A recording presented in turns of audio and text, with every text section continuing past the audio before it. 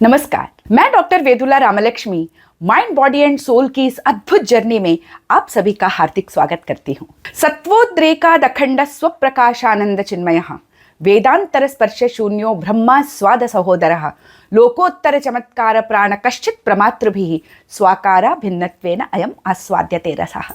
रस की ये परिभाषा रस के स्वरूप को संपूर्ण रूपेण अभिव्यक्त करती है, जिसके अनुसार जब कभी मनुष्य के मन में सत्व का उद्रेक होता है, अर्थात सात्विक भाव का उद्रेक होता है, तब मनुष्य अभिव्यक्ति के लिए माध्यम को खोजता है। माध्यम कुछ भी हो सकता है।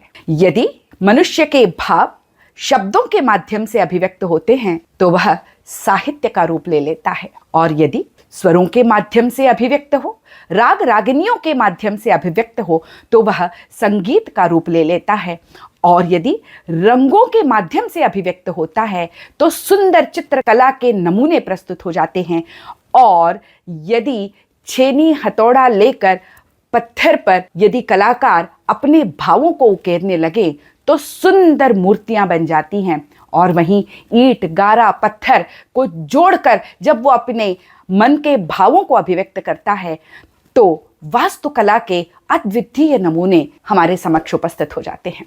मनुष्य जब सत्व के आवेग में होता है तब सृष्टि करता है, ये बात सच है। लेकिन सृष्टि करते समय मनुष्य जीवन से संबंधित सभी भावों को अभिव्यक्त करता है। मनुष्य के मन में जो भाव हैं उन्हें आचार्यों ने रस कहा है, और ये रस 9 प्रकार के होते हैं, और इन रसों का संबंध मनुष्य के भीतर या हम कहें संपूर्ण सृष्टि में व्याप्त सत्व रजस एवं तमस से होता है।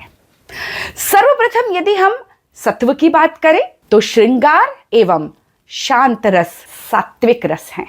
श्रृंगार अर्थात प्रेम, प्रेम जो संपूर्ण सृष्टि के उद्गम का कारण है, संपूर्ण सृष्टि की वजह है। प्रेम ना हो तो ये सृष्टि हो ही नहीं सकती। प्रेम उन 2 कणों के बीच का आकर्षण है जो पदार्थ बनाता है, और इसी पदार्थ से तो संपूर्ण जगत उद्भूत हुआ है।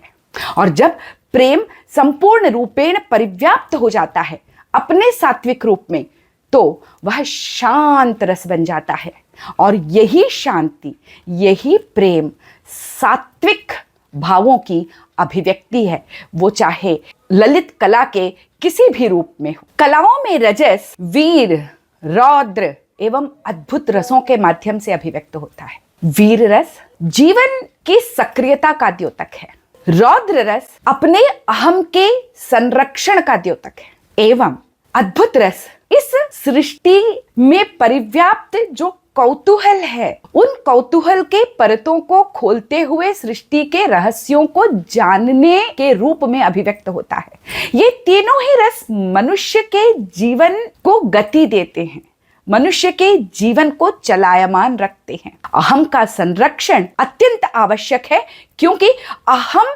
संरक्षित ना हो तो मनुष्य अपने व्यक्तित्व को खो देगा, और रजस मनुष्य के भीतर के अहम को संरक्षित करता है।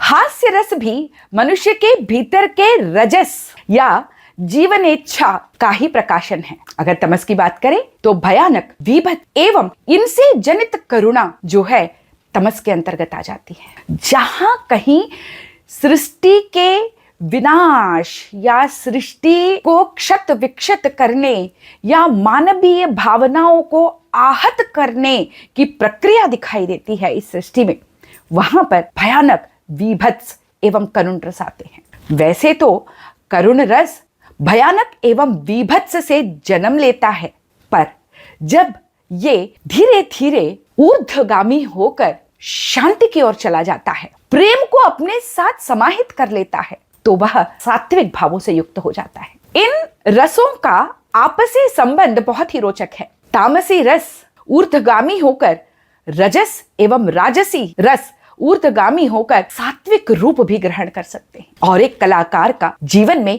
उद्देश्य यही तो होता है कि वह किस तरह से इन रसों को एक औदात्य दे, उदात्तता दे, सबलाइन करें और धीरे धीरे तमस से रजस एवं रजस से सात्विकता की ओर लेकर जाए, क्योंकि कला का उद्देश्य भी तो मनुष्य को उच्चतर सोपानों पर धीरे धीरे ऊपर की ओर उठाते हुए उस सुप्रीम कॉन्शियसनेस के साथ कनेक्ट करना होता है। रसों एवं त्रिगुणों के रोचक संबंधों को और अधिक जानने के लिए बने रहिए मेरे साथ एवं माइंड बॉडी एंड सोल के साथ।